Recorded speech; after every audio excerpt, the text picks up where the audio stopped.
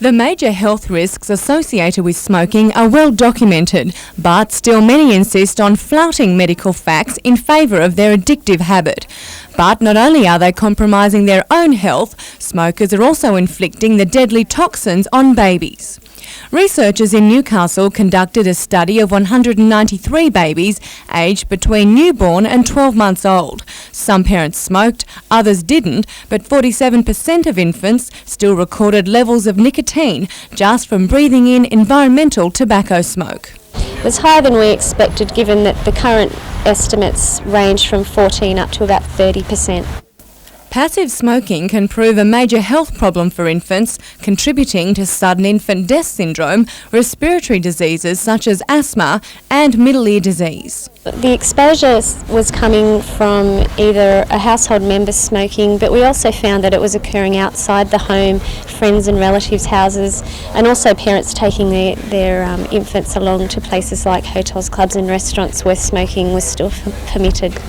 The project team is the first to undertake studies in relation to babies and passive smoke, but the dire findings have prompted a more intense study, as well as an awareness campaign to teach parents how to best protect their children.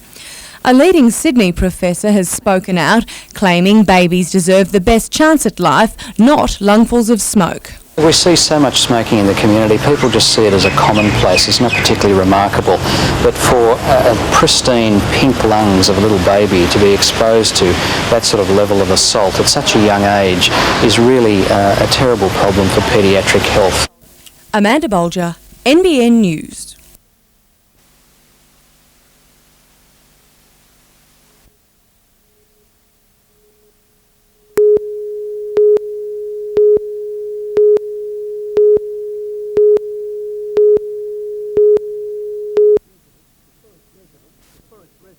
For its residents, the pace of life at Shoal Bay is relaxed, and it seems there are more people eager to buy a piece of the holiday scene off the plan.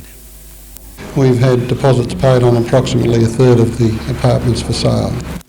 Approved by Port Stephens Council in April this year, the $85 million expansion plan for the country club includes 163 apartments, a hotel and convention centre. Since the sales office opened yesterday, deposits have been taken for 48 of the strata titled apartments, ranging in price from $225,000 to $1.2 million. Construction work will begin in April next year, and the developer says the early sales should silence critics of the plan who said it wasn't suitable for the area. I think we've gone to a lot of trouble to ensure that there's a minimum amount of impact onto the environment and the view lines. The subject has been very intensely researched and debated in the community.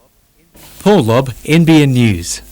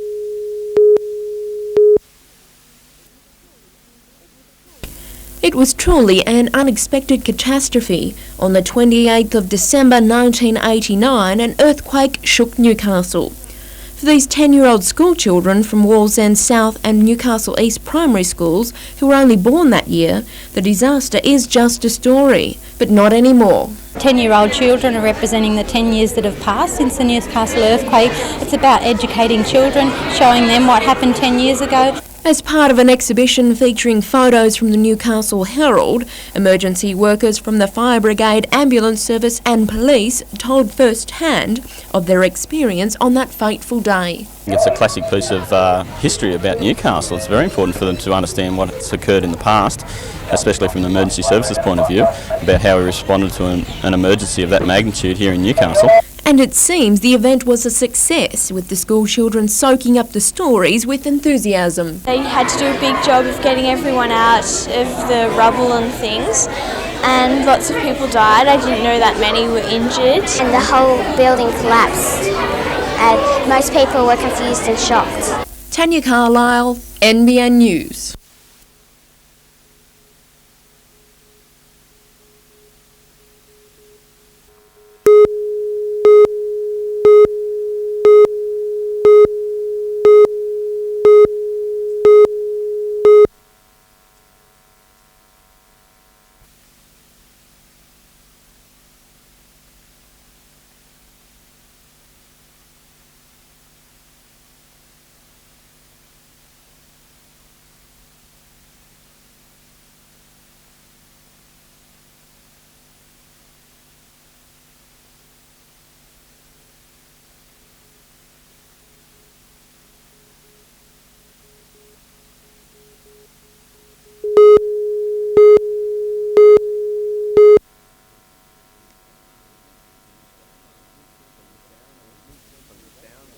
From the sounds of mid-century race calls to a 66-year-old sulky, the new Hunter Valley Harness Racing Museum is a treasure trove of trotting memorabilia. We've got a book donated to us on farriery from 1878, so I'd have to say that's probably the best item we have on display because it's the oldest.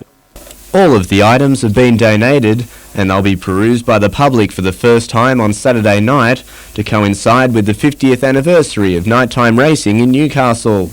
A packed program of activities and races is planned, with the featured $20,000 NBN Newcastle Cup attracting a class field. There's 14 runners. It's a standing start race, so it takes a lot of skill, and I think Winderman, which is trained locally at Anna Bay by Tom Frost, is going to be one of the favourites. Colin Baldwin, NBN News.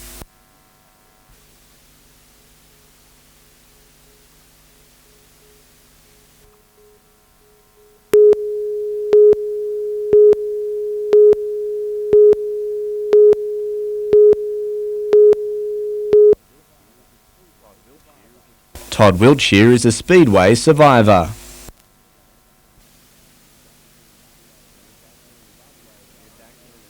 In this accident at Adelaide in 1992, he suffered a broken back and pelvis. 5 years later, he returned to win a number of international titles, culminating in a gold medal at the World Team Cup in October. No, it's always the dream to come back as world champion, but it's actually happened now, and it's now that I've been home for 3 weeks that I'm actually, soaking it up. For now, the European-based rider is holidaying in his hometown of Newcastle with his wife and fellow motorcycle champion Linda ahead of the International Speedway Masters. The 13-round series tours Australia and is fought out in only a month, the first event being at Newcastle Speedway on December 29. It's one of my favourite tracks in Australia and therefore the world, and I've got good expectation, but all the time looking for the challenge. Colin Baldwin, NBN News.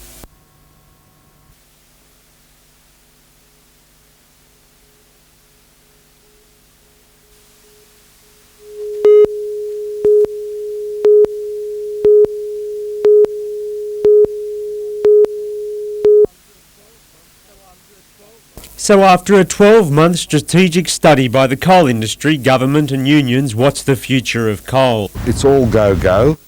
Upbeat after releasing figures which show coal exports will increase 52% by 2010, he says the study shows the industry and Newcastle Harbour will cope with the increase. This also tells us that the infrastructures that we have put in place as to rail, as to the expansion of the of the coal loader is there and will be fully utilised in the future. But positive export outlook won't eliminate job cuts. The Minister says 700 are likely to go from the Hunter, with the Mine Workers Union expecting the total workforce across New South Wales to drop from 10,400 to 8,500 in July 2002. No doubt, one job is one too many to lose, but you need to go through that adjustment phase in order to meet the world markets. David McElwain, NBN News.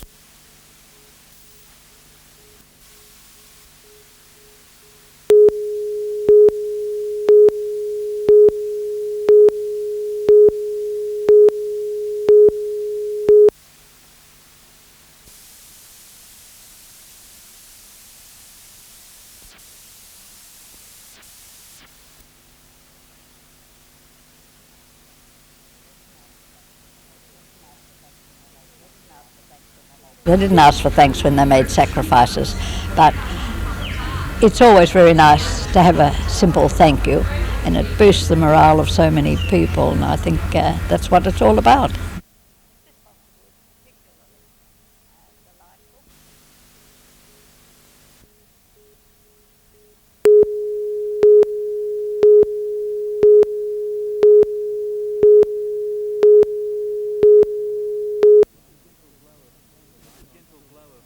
The gentle glow of candlelight on children's faces is a far cry from the devastating consequences of serious burns. Little Brittany Tasker suffered third-degree burns to 30% of her body when one match set her dress alight.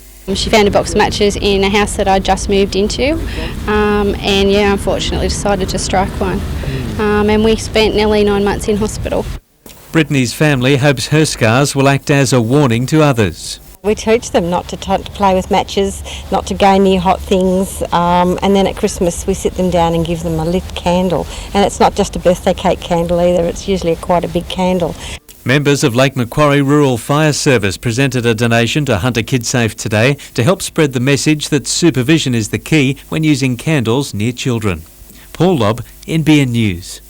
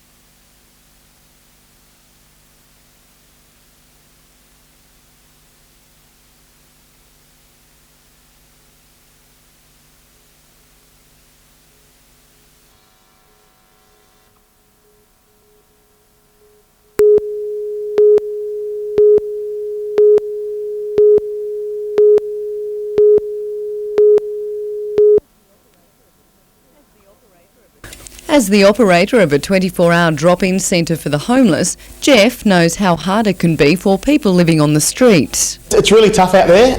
It's not easy. You've got the hoodlums to contend with. You've got issues of family, your friends. Mission Australia has chosen 12 homeless people, 11 men and 1 woman, to take part in a pilot program to get people off the streets and back into society. All of them are regulars at Newcastle's proclaimed Place Centre for alcohol abusers. Each person chosen for the program said they weren't happy with their life and they wanted to change. Mission Australia put together individual plans to help them achieve their goal.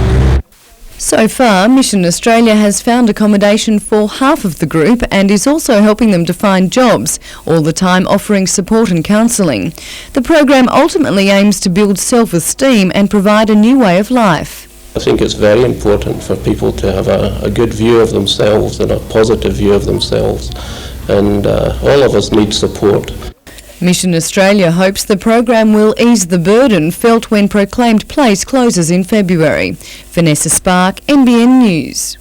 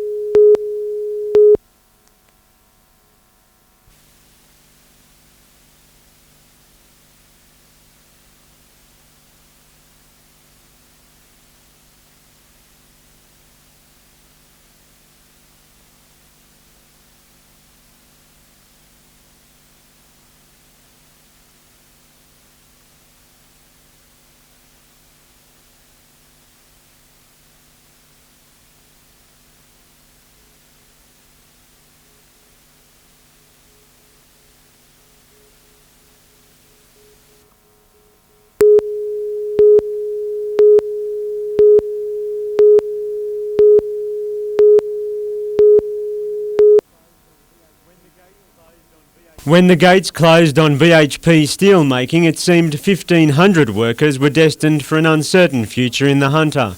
But the double-digit unemployment figures are disappearing. I think it's terrific that we're under the double digits for the first time in 5 years. 9.5% in Newcastle, 8.5% across the Hunter Valley. The big concern will be structural unemployment. New jobs in the Hunter are being created in information technology, tourism and hospitality. It's difficult for people who've spent a lifetime in the mines or making steel to take advantage of these opportunities.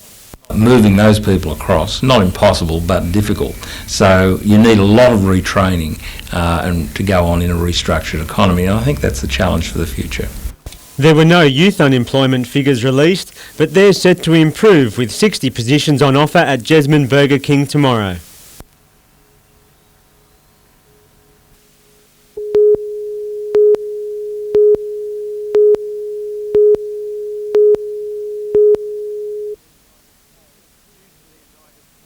Usually a night of carols fills an audience with goodwill towards their fellow man.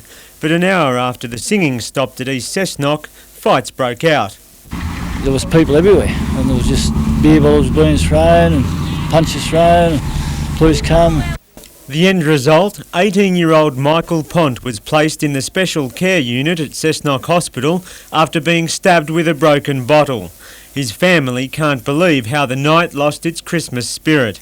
It shouldn't have happened. No need for it.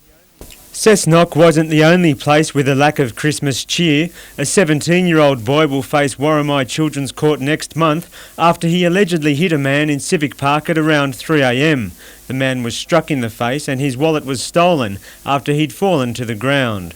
Police say they arrested the teenager when they saw him surfing on the roof of a parked car. That wasn't the only violent crime committed in Civic Park this morning. 2 women were assaulted as they made their way home. One of them was wearing a Santa suit when she was attacked and robbed. And in Cooks Hill, the midnight takeaway store was robbed for the second time in a week by a man with a knife. David McElwain, NBN News.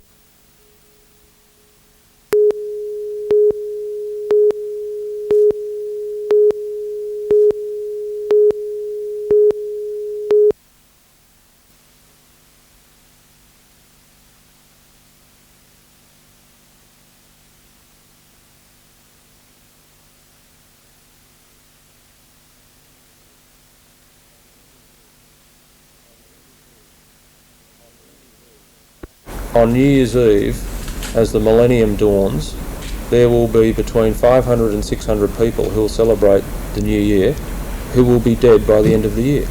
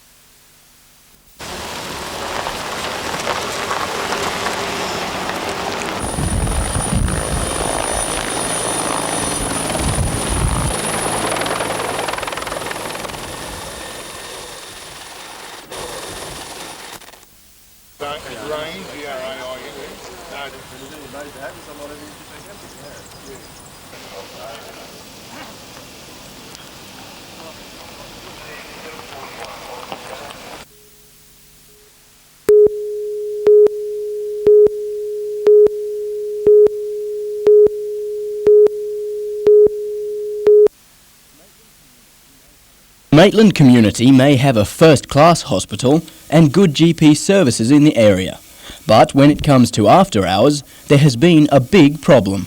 Well, what you had previously is you have to find a doctor who's prepared to come out, or you'd have to go into the emergency section and maybe wait several hours. A new after-hours service was launched today, aiming to slash the waiting period and get assistance to people when they need it. The after-hours program has meant that 42 GPs from the area will be using Maitland Hospital as their base on a roster system. And an after-hours phone service has been established, allowing people to get in touch with the rostered GP rather than waiting around for the otherwise busy emergency crews. So we've got GPs working in the emergency department, seeing the GP-type patients who have medical problems after hours. The program is the first of its kind in the country and possibly the world, and if it proves successful, may be implemented farther afield. But we hope this will spread right across rural and regional Australia at the completion of the trial. Adam Harper, NBN News.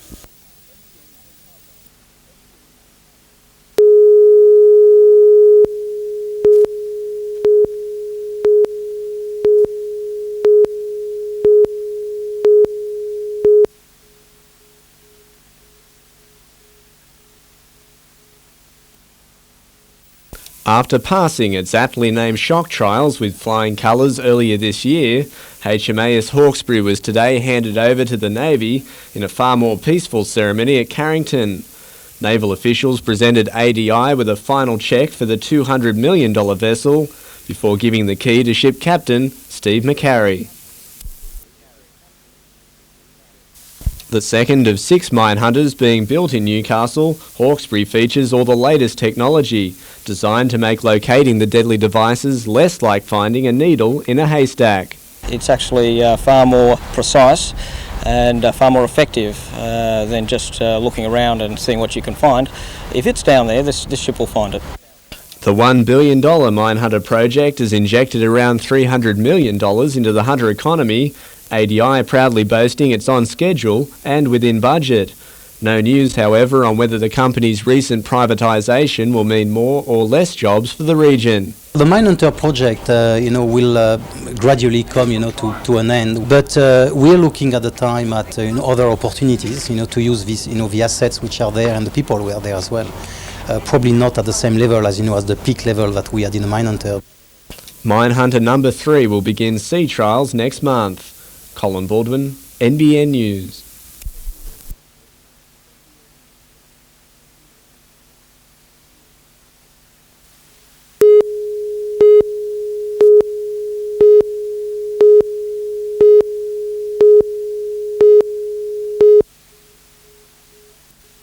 After lagging behind the rest of the hunter, recyclables will finally be collected separately from each Newcastle household. It will be a full service. Every household will get that service. It's something that's been dragging for some time. I must commend the council for the fact that they've dealt with this and got it sorted out before the end of this year. But council delayed making a decision on the development application for the site bounded by Perkins, Wolfe, Tyrrell and Church Streets until February. You must realise this, every councillor wants to see that site developed as a residential development. It's not a question of that, it's a question of the form and the shape of the buildings and the scale of the buildings.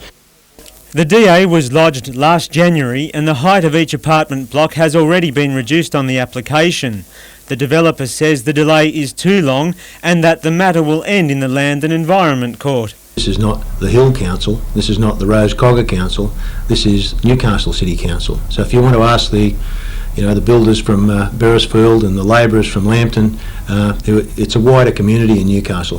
What are they going to do about not having a job for 18 months? What happens with the Land and Environment Court is up to the applicant. I would hope that they see the wisdom in not going there, but if they do, I believe we'll have a result for them before it gets to the court deliberates anyway.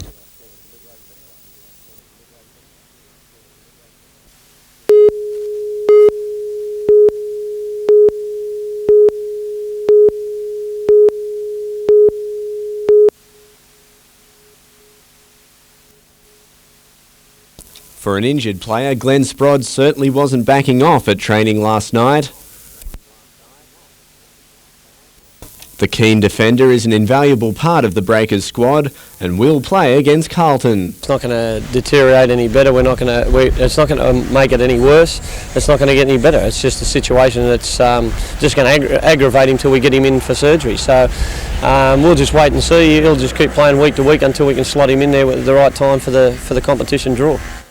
No changes in the rest of the lineup. Luke Tomic and Greg Owens didn't figure, especially after both earned one-match suspensions while making comebacks from injury in Youth League. Having set a club record of 4 straight wins by beating Perth last Friday, the Breakers will be chasing number 5 against the number 2 team in the NSL. They're a bit better balanced than Perth. Perth have probably got more attacking weapons, but a bit weaker defensively. This side are very strong defensively, as well as all around the park.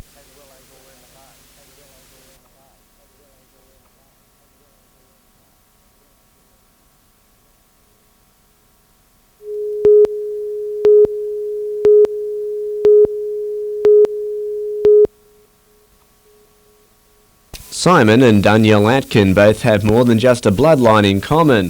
Both massage top football players, Simon the Knights and Danielle the Storm, and both have played a part in premiership wins. Feels great, yeah, I was really elated. We claim all of the credit, of course. Today the Atkins Healing Hands were treating Matthew Johns and Paul Marquette, one of many former Knights now playing for the Storm. Danielle also once worked on the Knights, and it was players like Paul who saw her get a start with Melbourne. Now the siblings support different sides. I think he already knew what I was thinking, so I didn't really have to say very much. So.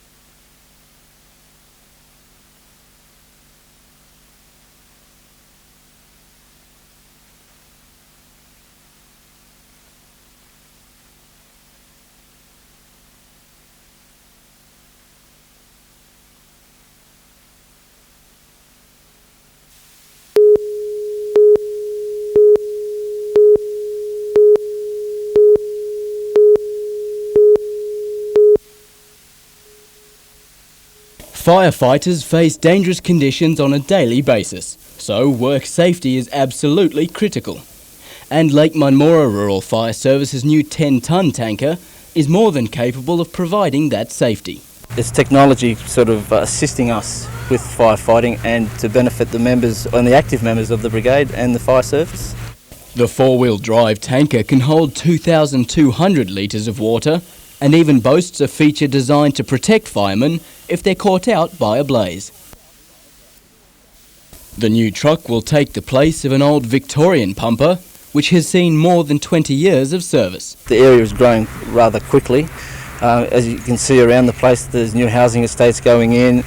We still cover a fair amount of bush as well. We are a fairly active shire. And while prevention is always better than the cure, the new truck offers some peace of mind for those facing the hazards of bushfires. As you are well aware, the fire season is upon us, and newer vehicles, new equipment is more beneficial to help firefighters and the community. Adam Harper, NBN News.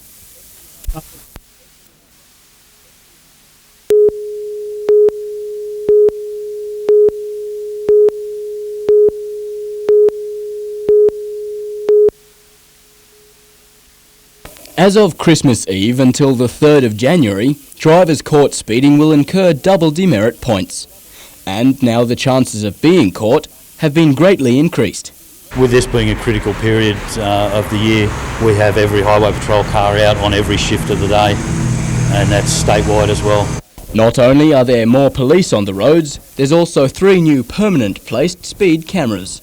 There's even plans to introduce another 22 in the next few months. Hopefully it will slow them down in known crash locations where speed is an associated factor of the crashes. This short stretch of road at Carryong was an obvious choice for one of the new cameras. It's seen 115 crashes in only 5 years. But there's more to road safety than just speed. Basically the responsibility lies on the individual drivers to be aware when they are feeling fatigued and to stop.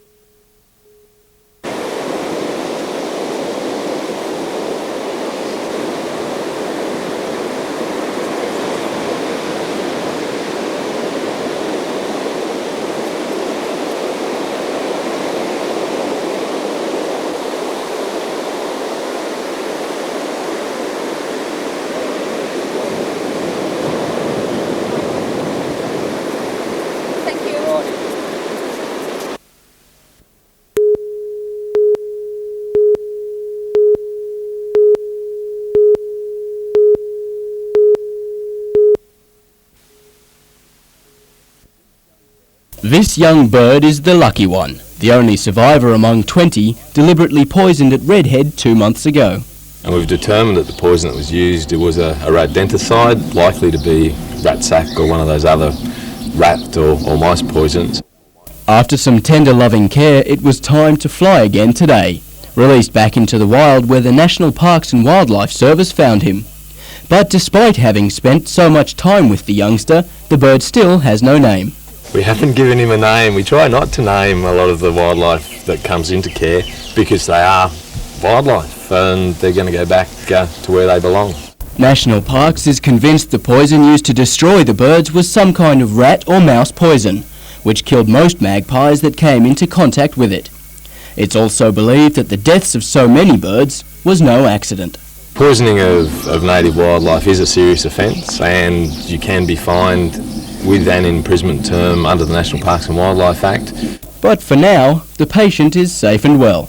Adam Harper, NBN News.